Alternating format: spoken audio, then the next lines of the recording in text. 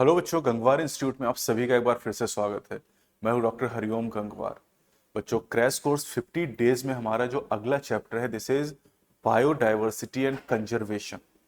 छोटा सा चैप्टर है, बहुत सारा डेटा यहाँ पर है। 3-4 सवाल नीट में यहाँ से पूछे जाते हैं, तो इंपॉर्टेंट टॉपिक है ये। तो चलिए स्टार्ट करते हैं। इसमें क्या क्या पॉइंट इंपॉर्टेंट है हमारे पास देखते हैं। छोटे छोटे टॉपिक हैं, बायोडाइवर्सिटी और उसके कंजर्वेशन की बात हम लोग करेंगे। तो what is biodiversity? This is number and type of organism present on earth. हमारी अर्थ पर जितने भी अलग अलग तरह के जीव प्रेजेंट हैं, उसी को हम बायोडाइवर्सिटी के नाम से जानते हैं। ये चैप्टर 1 में एनसीईआरटी ने लिख के बताया, द लिविंग वर्ल्ड में। बायोडाइवर्सिटी टर्म रोजन नाम के साइंटिस्ट के द्वारा दिया गया, ये बात एनसीईआरटी में मेंशन नहीं। और ये जो टर्म है बायोडाइवर्सिटी, इस टर्म को पॉपुलराइज किया गया एडवर्ड विल्सन के द्वारा। ये बात एनसीईआरटी में मेंशन की गई। एडवर्ड विल्सन ने इस टर्म को फेमस किया, दुनिया भर में प्रचारित किया। अब अगर हम देखें तो हमारी धरती पर चींटियों की, एंट्स की 20,000 जातियां हैं, ऑर्किड की 20,000 जातियां हैं, फिशेस की 28,000 जातियां हैं। जो अलग अलग जातियां पड़ती है ना, प्रिस्टेस, सॉफिश जिसे आप कहते हैं, कैरकेरोडॉन, ग्रेट व्हाइट शार्क, कैटला, ये सब अलग अलग जातियां हैं। और ऐसी 28,000 जातियां धरती पर हैं। वर्टिब्रेट का 50% अकेले मछलियां ही हैं। वर्टिब्रेट की करीब 55,000 जातियां हैं। बीटल की 3 लाख जातियां हैं। आप जानते हैं टोटल 17 से 18 लाख जातियां हैं धरती पर, और उनमें 3 लाख अकेले बीटल की जातियां हैं, जिसे आप गुबरैले के नाम से जानते हैं। और एक बीटल आपने पढ़ भी रखा है, लेडी बर्ड बीटल, जो बायो कंट्रोल एजेंट के तौर पे यूज करता है, एफिड से हमारी फसलों को छुटकारा दिलाता है। अब करें बायोडाइवर्सिटी, बायोलॉजिकल ऑर्गेनाइजेशन के हर लेवल पर है, मैक्रो मॉलिक्यूल से लेके बायोम तक। आपको याद होगा इकोलॉजी के पहले चैप्टर में हमने पढ़ा था कि जो बायोलॉजिकल ऑर्गेनाइजेशन है, उसकी शुरुआत मैक्रो मॉलिक्यूल से होती है। सबसे जो हायर लेवल ऑफ बायोम है, तो बायोडाइवर्सिटी मैक्रो मॉलिक्यूल से बायोम तक के हर एक लेवल पर एग्जिस्ट करती है। लेकिन हमें 3 लेवल की बायोडाइवर्सिटी पढ़नी है: genetic diversity, species diversity and ecological diversity. Genetic diversity का मतलब क्या है? Diversity of genes within a species. एक जाति के अंदर जो अंतर आता है उसे जेनेटिक डाइवर्सिटी कहते हैं। जैसे मैंगो की 1,000 वेराइटीज हैं। आपने सुना होगा नाम: सफेदा, चौसा, दशहरी, मलिहाबादी, अल्फांसो, तोतापरी। ये सब आम की अलग अलग वेराइटीज हैं। 4-6 नाम मैंने बताए, 1,000 वेराइटीज हैं, और ये सब एक ही जाति से बिलोंग करती हैं, मैंजीफेरा इंडिका। और अलग अलग जो वेराइटीज आम की हैं, उनका स्वाद, सुगंध, कलर सब अलग अलग, शेप साइज अलग अलग है। अलग अलग है मतलब डाइवर्सिटी, और एक ही जाति में है तो जेनेटिक। राइस के 50,000 स्ट्रेन हैं। रॉल्फिया ओमेटोरिया में भी जेनेटिक डाइवर्सिटी पाई जाती है। एक मेडिसिनल प्लांट है जो ग्रो करता है हिमालय रेंजेस में। इससे केमिकल मिलता है, इसकी रूट से रेसरपिन नाम का केमिकल। और अलग अलग हिमालय रेंजेस में ग्रो करने की वजह से इससे जो केमिकल मिल रहा है, उसके पोटेंसी और कंसंट्रेशन में अंतर है, और अंतर ही तो डाइवर्सिटी है। तो यानी जेनेटिक डाइवर्सिटी 3 प्लांट शो कर रहे हैं यहाँ पर जो आपके सिलेबस में है: मैंगो, राइस एंड रॉल्फिया ओमेटोरिया। अब आते हैं स्पीसीज डाइवर्सिटी, मतलब स्पीसीज लेवल की डाइवर्सिटी। एग्जाम्पल है जैसे वेस्टर्न घाट रीजन में ईस्टर्न घाट ऑफ हिमालय की तुलना में एम्फीबियन स्पीसीज ज्यादा है। मतलब एम्फीबियन स्पीसीज डाइवर्सिटी वेस्टर्न घाट में ईस्टर्न घाट की तुलना में ज्यादा है। तीसरा, ecological diversity, this is ecosystem level diversity. जैसे अगर हम इंडिया की बात करें तो इंडिया में ज्यादा तरह के इकोसिस्टम है as compare to Scandinavian country Norway. अब आते हैं मैग्नीट्यूड ऑफ बायोडाइवर्सिटी की, भैया कितनी बायोडाइवर्सिटी है। तो IUCN, international union for conservation of nature and natural resources, एक तो फुल फॉर्म पूछा जा सकता है। आयुसियन 2004 के अनुसार धरती पर जातियां 1.5 मिलियन से थोड़ी ज्यादा हैं, मतलब 15 लाख से थोड़ी ज्यादा जातियां हैं। कुछ एक्सट्रीम एस्टिमेट कहते हैं कि भैया 20 से 50 मिलियन स्पीसीज हो सकती है, एक्सट्रीम एस्टिमेट है। रॉबर्ट मे का जो साइंटिफिकली कंजर्वेटिव डेटा, वो कहता है कि 7 मिलियन जातियां धरती पर होनी चाहिए टोटल। पूछा गया नीट में। अब 7 मिलियन में से 1.5 मिलियन खोजी जा चुकी हैं, और करीब 6 मिलियन खोजी जानी बाकी हैं। ज्यादा मैथमेटिक्स मत लगाना, जैसा एनसीईआरटी ने कहा वैसे याद कर लेना। ये नहीं 7 में से 1.5 घटा के और 5.5 लिए बैठे हो। 7 मिलियन टोटल जातियां रॉबर्ट मे के अनुसार है, 1.5 मिलियन खोजी गई और 6 मिलियन अभी भी खोजी जानी बाकी हैं। ठीक है, ज्यादातर खोजें टेम्परेट रीजन में पूरी हो चुकी हैं, ट्रॉपिकल में अभी बहुत सारी खोज होनी बाकी है। अच्छा, अब 1.5 मिलियन में से 70% जातियां एनिमल की हैं, करीब 1 मिलियन से थोड़ी ज्यादा, और 22% से कम प्लांट की हैं। एनिमल का 70% इंसेक्ट है, यानी अगर एनिमल को आप देखें तो 1 मिलियन मतलब 10 लाख जातियां, और उनका 70% मतलब 7 लाख इंसेक्ट की जातियां, और इंसेक्ट में 3 लाख बीटल की जातियां। 3 लाख यहां पर बीटल की जातियां हो जाएंगी। ठीक है, फंजाई की टोटल जातियां वर्टिब्रेट की टोटल जातियों से ज्यादा है। आपकी जानकारी के लिए, फंजाई की करीब 72,000 जातियां हैं और वर्टिब्रेट की 55,000 जातियां हैं। अच्छा, अब यहां पर देखो, वर्टिब्रेट में आप देखो यहां पर, तो वर्टिब्रेट में जो फिशेज हैं वो आप देखो 50% अकेले हैं, और बाकी एंटी क्लॉकवाइज चल रहा। तो fishes, amphibian, reptile, bird, mammal, ये डायग्राम पूछा जा सकता है डायरेक्टली। ठीक, तो इसको ऐसे ही याद करना है। सर्कल बनाना है, ऐसे 2 पार्ट में डिवाइड करना, फिशेज हो गई आधा, और फिर इसके 4 पार्ट बनाना, और एंटी क्लॉकवाइज चलना है इवोल्यूशन के हिसाब से। तो एम्फीबिया, फिशेज के बाद amphibia, reptile, bird and mammal, इस तरीके से पूछा जाएगा। तो एग्जाम में कहेगा यहां पर बताओ क्या है, तो यहां पे क्या है वर्टिब्रेट में, यही चलना, fishes, amphibia, reptile, bird and mammal, यानी बर्ड आ जाएगी, ऐसे पूछा जाएगा। अब इनवर्टिब्रेट की बात करें तो इनवर्टिब्रेट में सबसे ज्यादा तो इंसेक्ट हो गए। इंसेक्ट के बाद यहां पर mollusc, crustacean and other animal group. अब यहां पर जैसे सीआरटी ने लिखा वैसे ही पूछेगा, जो जहां लिखा है वही पूछा जाएगा, और नीट में सवाल आ चुका है ये। ठीक है, जैसे कहेगा बताओ यहां पर क्या है, तो यहां पर क्रस्टेशियन लिखा है एनसीईआरटी ने, इसलिए क्रस्टेशियन ही मानेगा इस जगह पर। प्लांट की बात कर लेते हैं, तो प्लांट में देखो यहां पर लाइकेन हो जाएगा। लाइकेन किससे बना, एल्गी फंजाई से, और एल्गी के बाद क्या आते हैं, ब्रायोफाइट मॉसेस आ गए, फर्न एंड अलीज आ गए, और उसके बाद एंजियोस्पर्म आ गए। तो ऐसे पूछ सकता है कि बताओ एक्स पे क्या है, तो यहां पर आपको याद होना चाहिए कि फर्न एंड एलीज है। No data is available for prokaryote, कह रहे प्रोकैरियोट के लिए कोई भी डेटा अवेलेबल नहीं है। मतलब जो हमारे पास अभी तक डेटा है कि भाई धरती पर कितनी जातियां हैं, इनमें प्रोकैरियोट के लिए कोई भी डेटा अवेलेबल नहीं है हमारे पास में। क्या रीजन है, कन्वेंशनल जो टैक्सोनॉमिक मेथड है वो प्रोकैरियोट के लिए सुटेबल नहीं। साथ ही साथ बहुत सारी ऐसी जातियां हैं जो लेबोरेटरी कंडीशन में कल्चरेबल नहीं, जिनका कल्चर नहीं किया जा सकता है। इंडिया की अगर बात करें, इंडिया की डाइवर्सिटी, तो वर्ल्ड लैंड एरिया इंडिया को मिला 2.4%, लेकिन बायोडाइवर्सिटी में जो हमारे देश का योगदान है वो 8.1% है, करीब 3 गुना ज्यादा। मतलब जितना एरिया मिला उसकी तुलना में 3 गुना ज्यादा कंट्रीब्यूट हम कर रहे हैं, इसीलिए India is one of the mega diversity country. 12 mega diversity country, उनमें से एक इंडिया भी है। मेगा डाइवर्सिटी कंट्री का मतलब जिनको जितना एरिया मिला है उसकी तुलना में कंट्रीब्यूशन बहुत ज्यादा वो कर रहे हैं। अब अगर हम लोग इंडिया की बात करें तो इंडिया में प्लांट की 45,000 जातियां खोजी जा चुकी हैं, और अभी भी यहां पर प्लांट के करीब 1 लाख जातियां खोजी जानी बाकी। इसी तरीके से अगर हम एनिमल स्पीसीज की बात करें तो 90,000 90,000 जातियां एनिमल की खोजी जा चुकी हैं, और 3 लाख खोजी जानी बाकी हैं। रॉबर्ट मे के अनुसार 22% जातियां अभी तक खोजी गई हैं और 78% खोजी जानी बाकी हैं, और इसी आधार पे हमने बताया है कि भाई इंडिया में प्लांट की अभी भी 1 लाख जातियां खोजी जानी बाकी हैं, और एनिमल की 3 लाख जातियां खोजी जानी बाकी है, रॉबर्ट मे के हिसाब से ही है। अगले 100 साल में 50% जातियां खत्म हो जाएंगी, 50%, और अगले करीब 200 साल में सारी जातियां खत्म हो जाएंगी, जिस तरीके से लॉस हो रहा है स्पीसीज का। अब आते हैं पैटर्न ऑफ बायोडाइवर्सिटी। बायोडाइवर्सिटी हर जगह पर एक जैसी नहीं है, कहीं पर बायोडाइवर्सिटी ज्यादा है और कहीं पर कम है। तो अनइवन डिस्ट्रीब्यूशन, और जो अनइवन असमान वितरण है बायोडाइवर्सिटी का, वो 2 चीजों पर निर्भर करता है, लैटिट्यूडिनल ग्रेडियंट यानी लैटिट्यूड पर, अक्षांशीय प्रवणता पर, और स्पीसीज एरिया रिलेशनशिप पर। तो लैटिट्यूडनल ग्रेडियंट की बात करते हैं तो इसमें पहली बात याद करनी कि इक्वेटर पर पोल की तुलना में ज्यादा डाइवर्सिटी, मतलब इक्वेटर से पोल की तरफ जाएंगे तो डाइवर्सिटी घटेगी और पोल से इक्वेटर पे आएंगे तो बढ़ती जाएगी।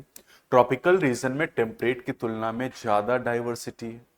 लैटिट्यूड की बात करें, लैटिट्यूड और ऑल्टीट्यूड में हमेशा लो एल्टीट्यूड और लो लैटिट्यूड पर ज्यादा डाइवर्सिटी होगी हाई की तुलना में, चाहे ऑल्टीट्यूड मतलब ऊंचाई हो गया और लैटिट्यूड मतलब अक्षांश हो गया। ट्रॉपिक्स की तुलना में, ट्रॉपिक्स में टेम्परेट की तुलना में ज्यादा डाइवर्सिटी से एग्जांपल इक्वाडोर में एक फॉरेस्ट है जो कि एक ट्रॉपिकल रीजन है, और मिडवेस्ट ऑफ यूएसए में एक जंगल है जो कि एक टेम्परेट रीजन है, मिडवेस्ट ऑफ यूएसए। तो देखा गया इक्वाडोर में वेस्कुलर प्लांट की 10 गुना ज्यादा जातियां हैं क्योंकि इक्वाडोर ट्रॉपिकल रीजन है। तो एग्जाम्पल मिल गया हमें। ट्रॉपिक्स की जो रेंज होती है, लैटिट्यूडनल रेंज, ये 23.5 डिग्री नॉर्थ से 23.5 डिग्री साउथ होती है। लो लैटिट्यूड पे हाई लैटिट्यूड की तुलना में ज्यादा डाइवर्सिटी होगी। जैसे बर्ड स्पीसीज देखें आप, तो कोलंबिया इक्वेटर के नजदीक है, 0 डिग्री इसका लैटिट्यूड है, तो यहाँ 1400 बर्ड की जातियां हैं। न्यूयॉर्क आप देखो 41 डिग्री नॉर्थ है, तो यहाँ बर्ड की 105 जातियां हैं। ग्रीनलैंड 71 डिग्री नॉर्थ पे 56 जातियां। नहीं, आप देखो लैटिट्यूड जैसे जैसे बढ़ रहा है जातियां घट रही हैं, और लैटिट्यूड अगर घटा दो तो जातियां बढ़ती जा रही हैं। यानी लैटिट्यूड जितना कम होगा जातियां उतनी ज्यादा होंगी, डाइवर्सिटी उतनी ज्यादा होगी। इंडिया का ज्यादातर हिस्सा ट्रॉपिकल रीजन में आता है और इसीलिए यहाँ पर बर्ड की 1200 जातियां हैं। अमेजॉन रेन फॉरेस्ट में 1300 बर्ड की जातियां हैं। दुनिया की सबसे ज्यादा बायोडाइवर्सिटी अमेजोनियन रेन फॉरेस्ट में है जो कि एक ट्रॉपिकल रेन फॉरेस्ट है और यह साउथ अमेरिका में है। ठीक है। अमेजोन में इनवर्टिब्रेट की 1,25,000 जातियां, प्लांट की 40,000, फिशेस की 3,000, बर्ड की 1300 जातियां। कोलंबिया में 1400 जातियां बर्ड की हैं, इंडिया में 1200 हैं और अमेजोन में 1300। मैमल की 427, एम्फीबियन की 427 बराबर हैं ये, रेप्टाइल की 378। और करीब 20 लाख इंसेक्ट की जातियां अमेजोन में खोजे जाने के इंतजार में कि आओ और मुझे खोजो। तो 2 मिलियन 20 लाख जातियां। ट्रॉपिक्स में टेम्परेट की तुलना में ज्यादा डाइवर्सिटी क्यों है? इसकी 3 हाइपोथेसिस है, 3 परिकल्पना है। पहला, speciation is generally a function of time. ये लाइन सीधी पूछी जाती है कि भैया स्पीसिएशन मतलब नई जातियों का जो बनना है, नई जातियों का विकास, वो टाइम पर निर्भर करता है। टेम्परेट रीजन में ग्लेशिएशन होते रहे, हिमपात होता रहा, जबकि ट्रॉपिकल रीजन अनडिस्टर्ब रहा और इसीलिए यहां पर स्पीसीज डाइवर्सिफिकेशन के लिए ज्यादा टाइम मिला। ट्रॉपिकल रीजन लेस सीजनल है, ज्यादा मौसम में बदलाव नहीं होता है, कांस्टेंट है और मोर प्रिडिक्टेबल अंदाजा हम लगा सकते हैं, और इसकी वजह से यहाँ पर नीश स्पेशलाइजेशन हुआ जिससे जातियां यहाँ पर डेवलप हुई। तीसरा, ट्रॉपिकल रीजन में ज्यादा सोलर एनर्जी है, ज्यादा सनलाइट तो ज्यादा प्रोडक्टिविटी, ज्यादा प्रोडक्टिविटी तो ज्यादा डाइवर्सिटी, जैसा डेविड टिलमैन ने भी बताया। दूसरा फैक्टर है species area relationship. Alexander von Humboldt के द्वारा दिया गया। इन्होंने साउथ अमेरिकन जंगल में एक्सप्लोरिंग किया, मतलब अमेजोन में, और इन्होंने कहा कि जैसे जैसे हम एरिया बढ़ाते जाते हैं स्पीसीज का नंबर बढ़ता जाता है, लेकिन एक लिमिट तक। एक लिमिट के बाद हम एरिया को बढ़ाएंगे लेकिन स्पीसीज का नंबर चेंज नहीं हो रहा है। तो इसलिए इन्होंने इसको रिलेशन को ऐसे दिखाया, S is directly proportional to A, लेकिन एक लिमिट है यहाँ पर जेड। इक्वल टू का साइन लगाएंगे तो कांस्टेंट आएगा, S equal to C A to power Z. और ये जो ग्राफ बनेगा स्पीसीज और एरिया के बीच में रेक्टेंगुलर हाइपरबोला बनेगा। एस स्पीसीज रीजनेस से ए एरिया हो जाएगा। अब यहां पर अगर हम लॉग ले लें दोनों तरफ, तो log S equal to log C plus Z log A, और स्टैंडर्ड इक्वेशन से कंपेयर कर लें Y equal to M X plus C, तो आप देख सकते हैं कि जो एम है, एम यहां पर जो स्लोप है वो हो जाएगा जेड, है ना। तो स्लोप ऑफ द लाइन, ये देखो slope of the line Z हो गया, सी वाई इंटरसेप्ट हो जाएगा, और जो जेड है उसे रिग्रेशन कॉफिशिएंट भी कहा जाता है। और यहां पर आप देखें तो S is equal to C A to power Z. यहां पर जो रिलेशन स्पीसीज और एरिया का है वो रेक्टेंगुलर हाइपरबोला है, और लॉग लॉग स्केल पे जो रिलेशन है वो स्ट्रेट लाइन हो जाता है। लॉग लॉग स्केल पे ये स्ट्रेट लाइन हो जाता है। अब ए और बी को अगर आप देखें तो ए और बी का जो बी का स्लोप है वो ज्यादा, ढलान ज्यादा है वहां पर। जेड की वैल्यू 0.1 से 0.2 के बीच होती है और ये इंडिपेंडेंट होती है, स्पीसीज या एरिया पर निर्भर नहीं करती है। अगर एरिया बहुत बड़ा है जैसे एंटायर कॉन्टिनेंट, तो जेड की वैल्यू 0.6 से 1.2 के बीच में होगी। जैसे फ्रूगी ओरस बर्ड के लिए ट्रॉपिकल रीजन में जेड की वैल्यू 1.15 होगी। ठीक है, याद करना है आपको। ठीक है, अब यहां पर आपसे एनसीईआरटी ने पूछा कि स्लोप के लेस स्टीप और मोर स्टीप होने का क्या मतलब है। तो देखो, लेस स्टीप होने का मतलब कि जेड वैल्यू कम है, और मोर स्लीप होने का मतलब जेड वैल्यू ज्यादा है। इंपॉर्टेंस ऑफ बायोडाइवर्सिटी, भाई बायोडाइवर्सिटी अगर कहीं ज्यादा है तो उससे क्या बेनिफिट होगा। तो ज्यादा बायोडाइवर्सिटी का मतलब स्टेबल इकोसिस्टम है वो। स्टेबिलिटी का क्या मतलब है, स्टेबिलिटी का मतलब ये है कि स्टेबल इकोसिस्टम अगर है, अगर स्टेबल इकोसिस्टम है तो this shows very less variation in productivity year by year. तो उसकी प्रोडक्टिविटी में जो वेरिएशन है बहुत कम होगा।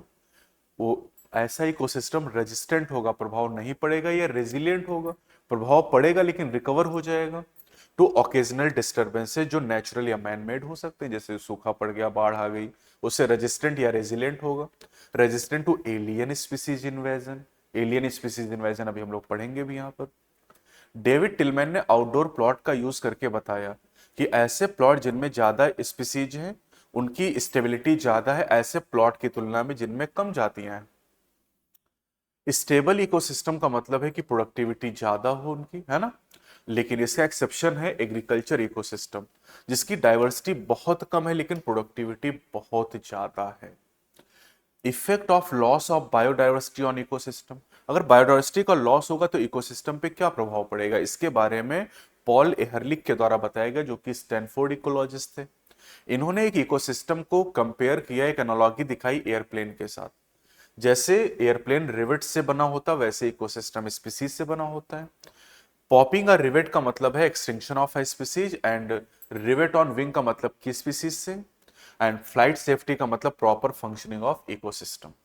लॉस ऑफ बायोडाइवर्सिटी की अगर हम बात करें तो ट्रॉपिकल पैसिफिक आइलैंड पे ह्यूमन की कॉलोनाइजेशन की वजह से जो वहां की नेटिव बर्ड थी उनकी 2000 जातियां एक्सटिंक्ट हो गई, खत्म हो गई। पिछले 500 वर्षों में 784 जातियां एक्सटिंक्ट हुई, जिनमें 359 इनवर्टिब्रेट हैं, 338 वर्टिब्रेट है और 87 प्लांट की जातियां हैं। कुछ रिसेंट एक्सटिंक्शन आपको याद करने, डोडो मॉरिशस से एक्सटिंक्ट हो गई, क्वेगा अफ्रीका से, थैलेसिन ऑस्ट्रेलिया से, स्लेर सिकोव फ्रॉम द रसिया। 3 सब species of tiger Bali, Java और कैस्पियन भी एक्सटिंक्ट हो गई हैं। पिछले 20 वर्षों में 27 जातियां एक्सटिंक्ट हो चुकी हैं, और अगर ऐसा चलता रहा तो अगले 100 साल में आधी जातियां और 200 साल में सारी जातियां धरती से खत्म हो जाएंगी। करीब 15,500 ऐसी जातियां दुनिया भर में जिनको थ्रेट ऑफ एक्सटिंक्शन यानी विलुप्त होने का खतरा है, और इनमें से 650 जातियां इंडिया से हैं जिनको विलुप्त होने का खतरा है, थ्रेट ऑफ एक्सटिंक्शन है। बर्ड की करीब 12% जातियां थ्रेट ऑफ एक्सटिंक्शन में हैं, विलुप्त होने के खतरे में है। मैमल की 23%, एम्फीबिया की 32% और जिम्नो की 31%, यानी सबसे ज्यादा खतरा एम्फीबियन को है। पिछले 3 बिलियन साल की अगर बात करें, 3 बिलियन मतलब 300 करोड़ साल, 300 करोड़ साल में 5 एपिसोड मास एक्सटिंक्शन के हो चुके हैं। मास एक्सटिंक्शन का मतलब जब ज्यादा संख्या में जातियां खत्म हुई, और ये मास एक्सटिंक्शन तब हुए जब ह्यूमन नहीं था धरती पर, और इस समय छठा एक्सटिंक्शन चल रहा है। छठा एक्सटिंक्शन इस समय चल रहा है, छठा एपिसोड। और छठा एपिसोड जो चल रहा है उसके लिए हम कह रहे हैं कि ह्यूमन एक्टिविटी रिस्पॉन्सिबल है। तो ये कैसे संभव है। पहले जो 5 एपिसोड हुए वो तो तब हुए जब ह्यूमन नहीं था, तब कैसे हो गए। और छठा एपिसोड चल रहा है उसके लिए हम कह रहे हैं ह्यूमन जिम्मेदार है, कैसे। छठे एक्सटिंक्शन का रेट 100 से 1000 गुना ज्यादा है, और आप सबकी जो एक्टिविटीज है वही जिम्मेदार है, ह्यूमन एक्टिविटीज। अब कॉजेस की बात करते हैं, बायोडाइवर्सिटी लॉस के क्या कारण हैं। तो 4 कारण हैं जिन्हें हम इवल क्वार्टेट के नाम से जानते हैं, यानी 4 बुराइयों के नाम से जानते हैं। हैबिटाट लॉस एंड फ्रेगमेंटेशन ये सबसे इंपॉर्टेंट कॉज है। Over exploitation, alien species invasion and को एक्सटिंक्शन। तो हैबिटेट लॉस एंड फ्रेगमेंटेशन सबसे इंपॉर्टेंट कॉज है, और इसमें एग्जांपल है ट्रॉपिकल रेन फॉरेस्ट। पहले ये 14% एरिया कवर करते थे, लेकिन अभी 6% से कम एरिया कवर करते हैं। अमेजॉन रेन फॉरेस्ट, जिन्हें लंग्स ऑफ द प्लेनेट कहा जाता है, इन्हें काट के साफ किया जा रहा है फॉर कल्टिवेटिंग सोयाबीन। सोयाबीन की खेती करने के लिए अमेजॉन काट के खत्म कर रहे हैं। एंड कन्वर्जन इन ग्रासलैंड, उसको चरागाह में बदला जा रहा है फॉर रेजिंग बीफ कैटल, जानवरों को पालने के लिए। फ्रेगमेंटेशन की वजह से फ्रेगमेंटेशन की वजह से ऐसी जातियों पे प्रभाव पड़ रहा है जो माइग्रेटरी हैबिट्स शो करती हैं, जैसे बर्ड हो गए, मैमल हो गए। इसके अलावा पोल्यूशन से भी बहुत सारी जातियों को खतरा है। ओवर एक्सप्लॉयटेशन, जब जरूरतें लालच में बदलती तो ओवर एक्सप्लॉयटेशन शुरू होता है। ओवर एक्सप्लॉयटेशन की वजह से स्टेलर सिकाओ और पैसेंजर पिजन एक्सटिंक्ट हो गए। एलियन स्पीसीज इन्वेजन में 5 केस हमारे पास हैं। एक है नाइल पर्च। तो नाइल पर्च ये नील नदी की मछली है और इसको लेक विक्टोरिया में इंट्रोड्यूस किया गया। ये लेक विक्टोरिया ईस्ट अफ्रीका में, जब वहां इंट्रोड्यूस किया गया नाइल पर्च को, तो इसकी वजह से उस लेक विक्टोरिया में सिचिलिड फिश की 200 से ज्यादा जातियां एक्सटिंक्ट हो गई। इंडिया में देखें आप तो पार्थिनियम कैरेट ग्रास, ये इंपोर्टेड वीट के साथ कंटामिनेंट के रूप में आया और ये अब एलियन स्पीसीज इन्वेजन का केस है। आइकॉर्निया वाटर हाइसिंथ जलकुंभी, लैंटेना की बात करें, और अफ्रीकन कैटफिश क्लेरियस गैरीपाइनस, ये 5 एलियन स्पीसीज इन्वेजन के केस हैं, जिसमें नाइल पर्च के अलावा बाकी चारों केस इंडिया के रेफरेंस में भी हैं। को एक्सटिंक्शन, को एक्सटिंक्शन वहां होगा जहां ऑब्लिगेट म्यूचुअलिस्टिक रिलेशन होगा। तो obligate relationship tight 1-to-1 relationship है, जैसे युक्का एंड मॉथ है या फिग और वैस्प है। अगर फिग और वैस्प में से कोई एक भी एक्सटिंक्ट हुआ तो दूसरा एक्सटिंक्ट हो जाएगा, एक की वजह से दूसरे का एक्सटिंक्शन। अब कंजर्वेशन ऑफ बायोडाइवर्सिटी, भाई बायोडाइवर्सिटी लॉस हो रहा तो हम उसको कैसे कंजर्व करें, है ना। तो बायोडाइवर्सिटी कंजर्वेशन में 2 चीज जाननी है कि क्यों कंजर्व करें और कैसे करें। तो क्यों करें, 3 रीजन है, नैरोली यूटिलिटेरियन, ब्रॉडली यूटिलिटेरियन और एथिकल। तो नैरोली यूटिलिटेरियन में डायरेक्ट इकोनॉमिक बेनिफिट की बात करते हैं, सीधा फायदा, जैसे food, fodder, fibre, industrial product, resin, latex, rubber, gum, dye etcetera. जैसे लेटेक्स में आप याद करते हैं लेटेक्स ऑफ पॉपी प्लांट से वो आप मॉर्फिन ऑब्टेन करते हैं ना। कंस्ट्रक्शन मटेरियल, मेडिसिन, अब मेडिसिन में 2 डेटा है, 25% दवाइयां जो मार्केट में बेची जा रही हैं वो प्लांट से आती हैं, और 25,000 प्लांट स्पीसीज ट्रेडिशनल मेडिसिन के तौर पे दुनिया भर में यूज हो रही हैं। बायो प्रोस्पेक्टिंग, ये वर्ड नैरोली यूटिलिटेरियन से रिलेटेड क्या करते हैं, exploring molecular genetic and species level diversity for the product of economic importance. मतलब हम मॉलिक्यूलर जेनेटिक और स्पीसीज लेवल की डाइवर्सिटी को एक्सप्लोर करते ताकि अपने फायदे के लिए, अपने आर्थिक फायदे के लिए हम उनका यूज कर पाए। अब आते हैं ब्रॉडली यूटिलिटेरियन, इनडायरेक्ट बेनिफिट, जैसे पॉलिनेशन, पॉलिनेशन होगा तभी तो फ्रूट सीड मिलेंगे, oxygen release. Amazon rain forest इस धरती की जितनी ऑक्सीजन है उसका 20% हिस्सा हमें देते हैं, इसलिए इन्हें लंग्स ऑफ द प्लेनेट कहा जाता है। Walking through a forest track, करे जंगल के बीच से आप गुजर रहे हैं, जो आनंद महसूस होता है उसकी कोई कीमत नहीं दे सकते। बुलबुल सॉन्ग, चिड़िया का गाना सुन के आप जगते हैं, अब इसकी कोई कीमत नहीं है। एथिकल, एथिकल मतलब नैतिक कर्तव्य, मतलब धरती को बचाना, इसकी बायोडाइवर्सिटी को कंजर्व करना, ये हमारा नैतिक कर्तव्य है। जो हमारे पूर्वजों ने हमें लीगेसी प्रोवाइड की है उससे हम अच्छी कंडीशन में अपनी आने वाली जनरेशन को प्रोवाइड करें, है ना। ये हमारा नैतिक कर्तव्य है। अब कैसे, जब इतना समझ में आएगा कि अच्छा बचाना है तो कैसे बचाएं फिर, तो कैसे, 2 तरीके हैं, in situ conservation, ex situ conservation. In situ मतलब ऑन साइट और एक्स सीटू मतलब ऑफ साइट। जैसे कोई शेर है, हम उसे बचाना चाहते हैं, तो शेर को बचाने के लिए या तो जिस जंगल में शेर है उस जंगल को सुरक्षित कर दें, जंगल में जहां वो है उसके नेचुरल हैबिटेट में वहीं सुरक्षित कर दें, that is in situ on site. या उस शेर को खतरा है तो भैया उसको चिड़ियाघर में लाके रख दे, चिड़ियाघर तो हमने बनाया है, that is ex situ off site conservation. तो नेचुरल हैबिटेट में प्रोटेक्ट करेंगे तो इन सीटू, नेचुरल हैबिटेट से लाके कहीं और रखेंगे ह्यूमन केयर के अंदर तो उसे एक्स सीटू कहेंगे। तो इन सीटू कंजर्वेशन 5 है, एक्स सीटू 12 है, तो 5 याद कर लो, 12 अपने आप पता चल जाएंगे। तो इन सीटू कंजर्वेशन में biodiversity hotspot, biosphere reserve, national park, wild life sanctuary, sector. India में 3 हॉटस्पॉट कवर करते हैं इंडिया को। बायोस्फीयर रिजर्व इंडिया में 14 है, नेशनल पार्क 90 है, वाइल्ड लाइफ सेंचुरी 448 है, और ये लीगली प्रोटेक्टेड एरिया है तीनों। सेक्रेड ग्रुप याद करने, कोई नंबर इनका नहीं दिया हुआ है। ठीक, चलिए शुरू करते हैं बायोडाइवर्सिटी हॉटस्पॉट। वर्ल्ड वाइड पहले 25 हॉटस्पॉट थे, 9 और ऐड किए गए, इस समय 34 हैं। इन 34 में 3 ऐसे जो इंडिया को कवर करते हैं, ठीक है। एक है वेस्टर्न घाट एंड श्रीलंका, ये पूरा नाम है हॉटस्पॉट का, हिमालय और इंडो बर्मा, ये 3 हॉटस्पॉट इंडिया को कवर करते हैं। क्या खास बात है, हाई डिग्री ऑफ स्पेसिएशन, बहुत ज्यादा जाती हैं। High degree of endemism, endemism मतलब जो जातियां यहाँ पाई जाती और कहीं नहीं पाई थी, जैसे कंगारू ऑस्ट्रेलिया का एंडेमिक है, वो ऑस्ट्रेलिया में और कहीं नहीं है धरती पर। एक्सिलरेटेड हैबिटेट लॉस, बहुत तेजी से यहाँ पर हैबिटेट लॉस हो रहा है। और सारे हॉटस्पॉट पूरे वर्ल्ड का 2% से कम एरिया कवर करते हैं, लेकिन बायोडायवर्सिटी में इनका कंट्रीब्यूशन करीब 44% है, 22 गुना ज्यादा।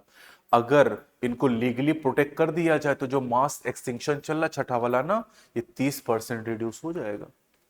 सेक्रेड ग्रुव, पवित्र स्थल या पवित्र उपवन, तो सेक्रेड ग्रुव ऐसे एरिया होते जहां पर आप शिकार नहीं कर सकते हैं, पेड़ों को काट नहीं सकते हैं। तो कौन कौन से हैं? खासियन जयंतिया हिल्स मेघालय में, याद करना है। Aravalli hills Rajasthan, western Ghat region Karnataka and Maharashtra, Surguja Chanda and Bastar areas Madhya Pradesh. अब आते हैं एक्स-सिटू कंजर्वेशन।